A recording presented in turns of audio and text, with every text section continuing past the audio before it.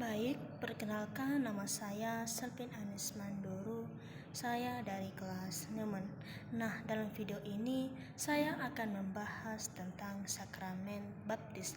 Tetapi terlebih dahulu kita perlu mengetahui bahwa sakramen baptis adalah pintu gerbang menuju kehidupan iman Kristiani dan juga sekalian sakramen pertama dalam gereja Katolik. Sakramen baptis juga menjadi dasar bagi semua sakramen lainnya dalam gereja Katolik. Melalui sakramen baptis, seseorang dipersiapkan untuk menerima sakramen-sakramen lain seperti ekaristi dan penguatan yang memperdalam hubungan mereka dengan Kristus dan komunitas gereja. Baptis juga menegaskan panggilan setiap orang untuk hidup dalam rahmat Allah dan menjadi bagian aktif dalam tubuh Kristus.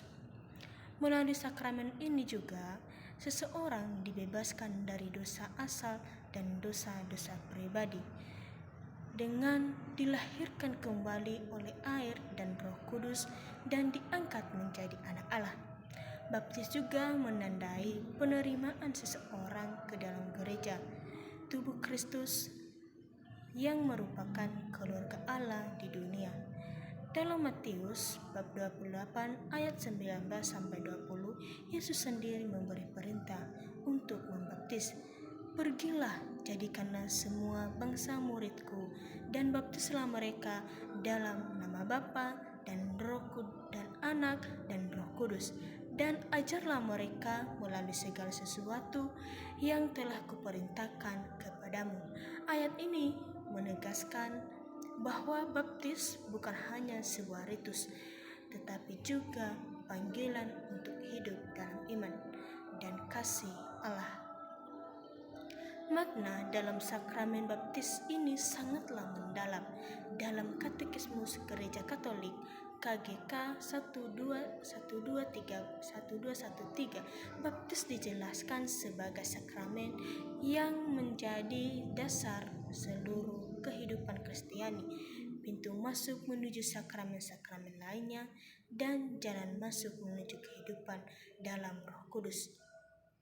Yang pertama, melalui air baptis, kita disucikan dan dihidupkan kembali menjadi air, simbol kehidupan baru, di mana dosa-dosa kita dibasuh dan kita dipersatukan dengan kematian serta kebangkitan Kristus. Misalnya, dalam kehidupan sehari-hari seperti air yang bersih, yang membersihkan tubuh kita dari kotoran. Baptis juga seperti itu, dengan ia membersihkan jiwa kita dari dosa-dosa kita. Hal ini mengingatkan kita kasih Allah yang tanpa syarat, yang selalu memberi kesempatan baru kepada kita. Yang kedua, pengurapan dengan minyak krisma menegaskan bahwa kita diutus untuk menjadi imam, nabi, dan raja seperti Kristus. Sebagai contoh, seseorang yang dibaptis dipanggil untuk berdoa bagi sesama, menyampaikan kebenaran, dan melayani dengan rendah hati, baik dalam keluarga, komunitas, maupun masyarakat. Yang ketiga, lilin baptis. Lilin baptis melambangkan terang Kristus yang harus kita bawa ke dunia dalam kehidupan sehari-hari, dan ini juga berarti kita dipanggil untuk menjadi terang di tempat kerja, sekolah, atau lingkungan sekitar kita, dan juga dengan terang bagi sesama kita dengan menunjukkan kasih, kejujuran, dan perhatian kepada sesama. Pakaian putih yang dikenakan saat baptis juga memiliki makna penting, yaitu simbol kemurnian dan kehidupan baru dalam Kristus. Hal ini mengajarkan kita untuk menjaga hati yang murni dan kehidupan sesuai ajarannya. Namun, baptis bukan hanya tentang penerimaan rahmat Allah, tetapi juga tanggung jawab untuk hidup sebagai murid Kristus. Orang yang telah dibaptis dipanggil untuk menunjukkan kasih dan kepedulian kepada sesama. Misalnya, dalam keluarga kita dapat mempraktikkan tanggung jawab tanggung jawab ini dengan membantu anggota keluarga yang membutuhkan, mengajarkan anak-anak nilai-nilai Kristiani, atau mendoakan mereka yang sedang menghadapi kesulitan di tempat kerja. Kita dapat menunjukkan integritas, kejujuran, dan sikap adil terhadap kolega. Selain itu, dalam lingkungan sekitar, seorang murid Kristus dapat mempraksai kegiatan sosial seperti membantu tetangga yang kurang mampu atau terlihat dalam pelayanan komunitas. Dengan cara ini, tanggung jawab sebagai murid Kristus diwujudkan secara nyata dalam kehidupan sehari-hari. Orang yang telah dibaptis dipanggil untuk menjalani hidup yang mencerminkan kasih Allah. Dalam kehidupan sehari-hari, hal ini bisa diwujudkan dengan pribadi yang penuh kasih dan pengampun,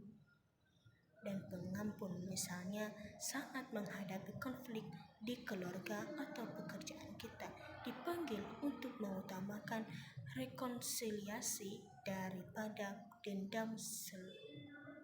Selain itu, sebagai anggota gereja, kita dipanggil untuk aktif berpartisipasi dalam perayaan Ekaristi, pelayanan sosial, dan kegiatan komunitas lainnya. Persiapan untuk penerimaan sakramen baptis juga menjadi momen penting bagi umat untuk merenungkan panggilan mereka sebagai anak Allah. Proses katekumenat direncanakan untuk membantu calon penerima baptis mempersiapkan diri secara rohani melalui doa, pengajaran iman, dan pendalaman kitab suci.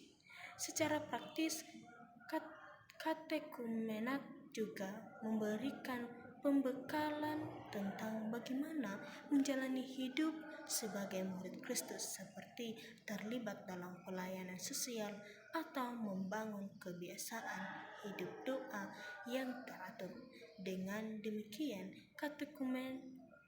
katekumenat tidak hanya menjadi masa persiapan, tetapi juga awal perjalanan iman yang lebih bermakna bagi yang dewasa.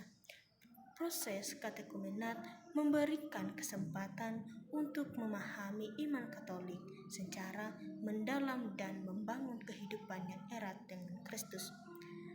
Bagi anak-anak, peran orang tua dan wali baptis sangat penting dalam mendampingi dan menanamkan nilai-nilai Kristiani. Contohnya, orang tua dapat memberikan teladan dengan menjalani kehidupan doa yang teratur, mengikuti misa secara rutin, dan menunjukkan kasih dalam kehidupan sehari-hari. Dengan memahami makna sakramen baptis ini secara mendalam, umat diharapkan semakin yakin akan kasih dan rencana Allah dalam kehidupan mereka. Perjalanan iman ini tidak dapat dilakukan sendirian. Komunitas gereja menamaikan peran penting dalam mendukung dan membimbing umat setelah menerima baptis. Melalui komunitas, umat dapat bertumbuh dalam iman melalui kebersamaan dalam doa, perayaan Ekaristi, dan pelayanan sosial. Hal ini mencerminkan panggilan gereja sebagai tubuh Kristus yang saling menopang dan memberikan kesaksian iman kepada dunia. Baptis adalah awal dari perjalanan iman, tetapi perjalanan ini tidak berhenti di sana. Kita dipanggil untuk terus bertumbuh dalam iman, harapan, dan kasih, serta kesaksian Kristus di dunia. Oleh karena itu, marilah kita menjalani hidup kita dengan setia kepada panggilan sebagai anak Allah, selalu mengandalkan rahmat-Nya dan membawa terang Kristus kepada semua orang di sekitar kita.